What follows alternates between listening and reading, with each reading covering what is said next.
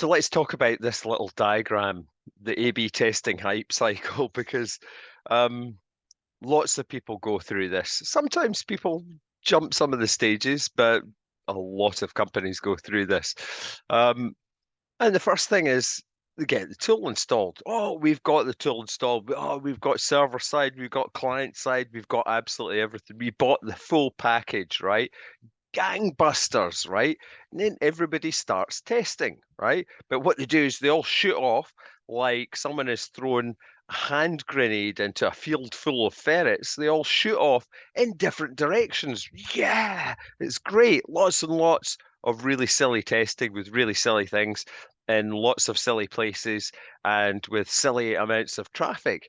But then because statistically people begin to believe a lot of the false positives or they're making some mistakes in the testing, they think it's doing much better than it is. So they scale it up, right? We're going to do even more massive amounts of totally crazy testing, right? And then eventually someone reaches peak stupid, right? Where they finally realize, wait a minute, maybe this isn't quite right. And then people start to say, see all these lifts you've been promising us, cumulatively, that would mean that sales would have gone up 185% by now, but they've gone up 2% in the last 6 months. What's happening? And then people begin to question the ROI of the whole program, right? Because maybe they are convinced that they've got a predictive sort of calculation method that actually works, right? They're not really focusing on the experimentation now. They're getting caught up in questioning, oh, is this actually making any money? Then somebody looks at the statistics and thinks, we're not kind of doing these things quite right here. We're not calculating this correctly. We're not washing the data up. So then people begin to have a little bit of a faith crisis, right? And this is the slide of moodiness, right? Everyone's getting a bit surly about the whole A/B testing program. Oh, that thing costs loads of money. It's just loads and loads of hoodoo and BS, right? And you will eventually hit the trough of testing, right? Where everybody's just sick of the whole thing, right? Because it's been hyped to the point where it doesn't actually work, and then everyone questions it. And some people will never get out of this trough, right? They'll get stuck in there. The experimentation function will not get expanded, right? And some people will get stuck somewhere on the slope of stupidity, right? The trough of testing is a good thing, right? Because when you hit these problems and begin to understand that maybe it's not quite as precise as you thought it was going to be, or as predictive of future customer behavior, then you begin to learn what it's all about, right? Where are we testing? How are we testing?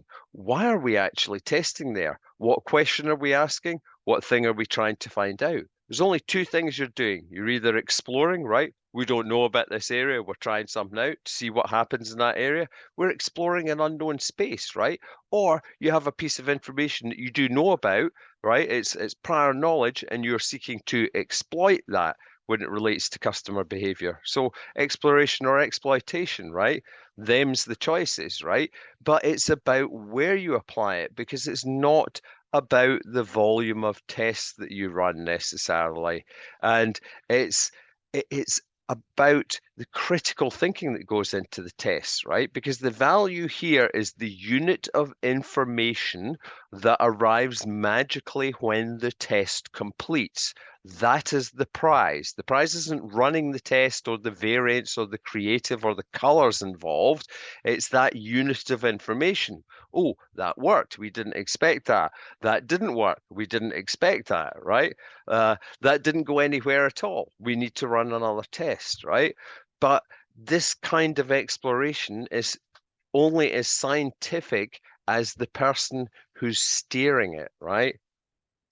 And basically, once you start to think in a little bit more from a data science perspective here, when you're actually thinking, we're running all these experiments, right? We're trying to do causal inference, right? We're trying to say, we think if we do this thing, right, at scale, then these things will happen to us as a business, right? You need to get smart about that. You need to understand all the different types of tests that you can run, and what are the merits and advantages of each method. And that goes for statistical methods too. And these are not about getting nerdy about A/B testing.